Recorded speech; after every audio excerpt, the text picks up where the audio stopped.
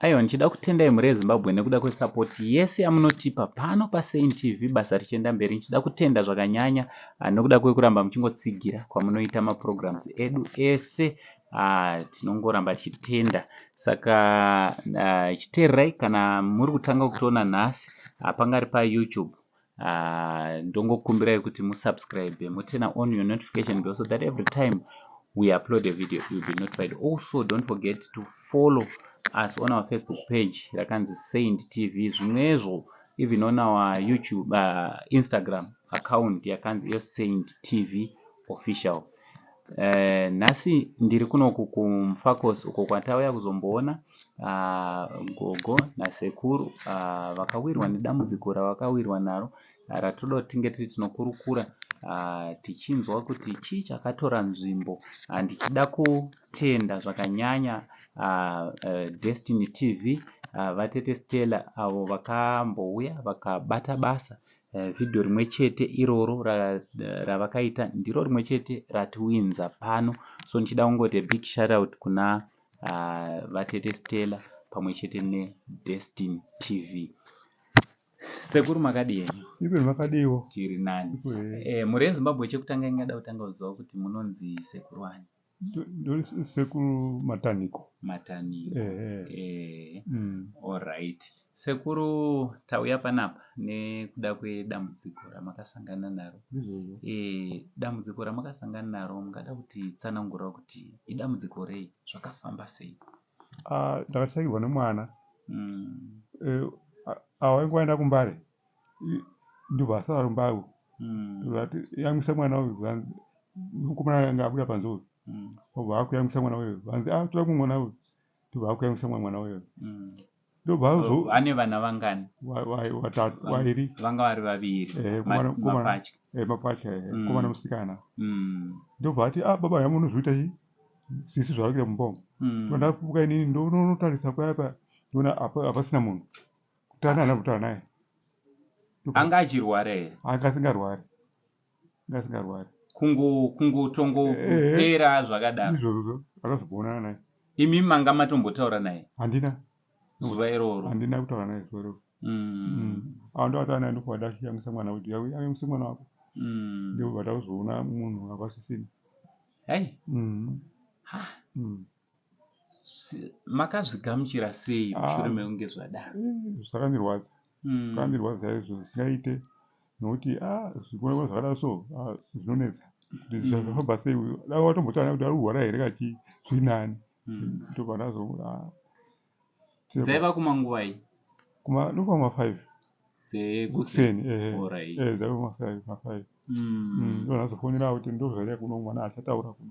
Inonga rokumbarika wazvingataura kuti ndozvaita mwana kuno tozouya kuzodzoka wazoti akuna hapasina munhu. Tatora nzadzi yake kumboenda naye kukiriniki hapasina, kwangoenda zvedu. Zvazvakupera zvakadaro. Tine urombo nechitiko chakadai. Izvozvo. Nhasi pane nguva yakareba sei chitiko ichi chaitika? Musa 2 December. Kutorawo toti ndokwa kutotanga kwemariro. Maenda kuchipatara kuclinic ndokwamakazonoziviswa kuti munhu hapasina. Shame. Tine urombo nechitiko chakadai. Saka vana vakasiyiwa vane nguva yakareba sei vachichecha? Zvinezvi vane 2 months haneti. Mwedzi newiki. Alright. Ndofunga muri kungozvinzwira mhuri yeZimbabwe chitiko chakaita panapa. Totaura zvekuti mwanasikana haana kurwara, akangomuka obva atongodonha zvobva zvatongopera zvakadaro ari mangwanani.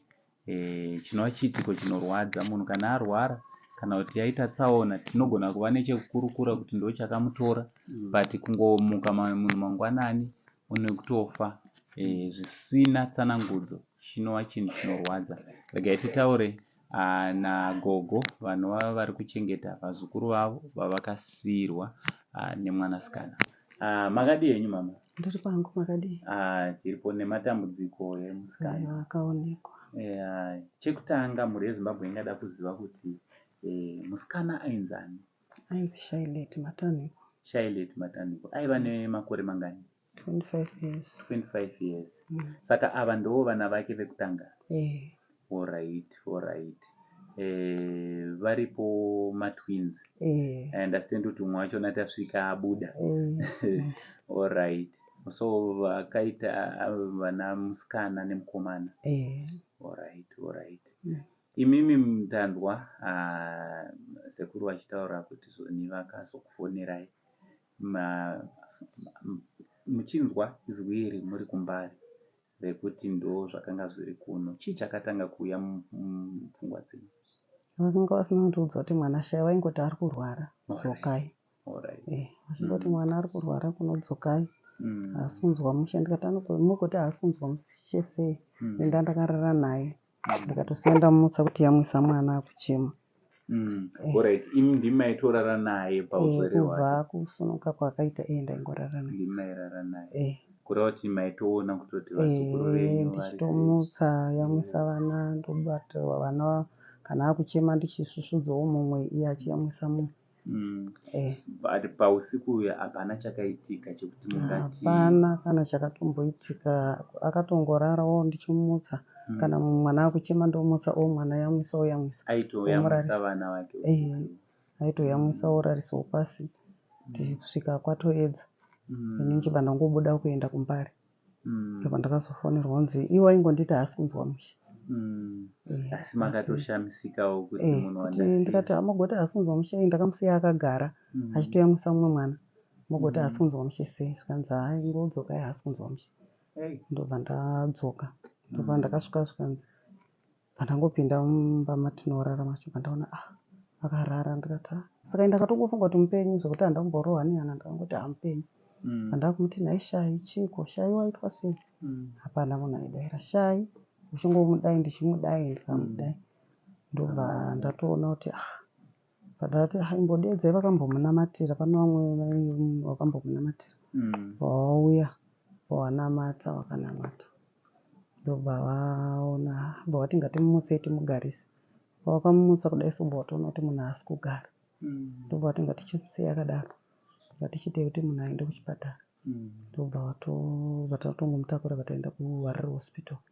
Tichisvika kuHarare hospital vandati kune mwana wangu, ndikati uyu haachadi kupuhwa wheelchair, chitorai stretcher bed. Ndobva wamhanyiswa kunzi sister tauya nomurwere dare. Vangouya pamota paisista vayo, vamutarisa vamutarisa. Vadedzwa mumwe chiremba zvikanzi vemboona munhu ari panapa. Chiremba webva vamutarisa vatarisa. Ndobva ndaona vaenda kuseri kwemota kune mwana wangu mukomana. Vandati kuwana vari kuitei? Vandatoona mukomana uya akuchema. Ndikati ko uri kuchema chiwe? Nachiremba uya mama sorry, mwana wenyu matouya nemunhu akafa kudhara. Ndokushaya kwakaita mwana wangu. Saka nanhasi zvinotombondinetsa kuti ko kungoenda asinawo kana kutaura kuti mama pari kurwadza, dai ndakatengawo kana piritsi remusoro ndichimupawo, kana kuti dai akatiwo mudumbu, kana kuti dai akati pamwe opu yangu iri kundirwadza. Hapana, ndo mashairi akaita musikana. Akashaya Saturday not sense. Ndatomukira kumbari nekuti ndenge ndichienda kumbari. Zvakaoma. Saka vacheche ava muri kuvariritira sei? Nekuti nekunzwisa kwedu kutoti vacheche ava vakanga vachiri vaitorarama nekumwa mukaka wamai. Kubva ipapo manje kusvika pari nhasi muri kuikunda sei hondo yacho? Hondo yacho inorema. Inini ndaenda kusocial welfare vakati toda mabhete evana, saka mabhete akanzi anobuda after 2 months. Ndopandakasanganawo andichaziva kuti anonzi tikasanganawo vasikana vangu vari panze vakabereka vana, vakutaura navo vachitaura navo, ndobva wangu vaudzawo nyaya yacho ini ndiri mukati. Ndobva vazongoti izvoni mama makasununguka here kuti tizosvika kumba kwenyu? Ndikati uyai. Saka vakatanga kuuya kuno kumba, ndobva vazoudza veDSTV, ndobva vakazouya kunoku. saka kuuya kwakaita kuno pandakangotaurawo ndakatanga kuwana rubatsiro kubva kune vanhu vakasiyana siyana. Aiwa, chinova chinhu chinofadza kuti mukuchema nemukurwadziwa kwatinako tine vamwewo vari kuchema nesu vachimira nesu. Saka zvamuri kunyanyoda pari zvino pakuti vana vedu vange vari vanokura zvakanaka ndezvipi? Izvozvi zvandiri kunyanyoda ndizvo zvokuti mukaka nemapamba zvokuti ndingokwanisa kuti vana vakure zvakanaka nesipo yekuwachisa yacho nemablankets evana nenhumbi dzevana. Aiwa, tinotenda. So nhasi tauya nekachipo kedu.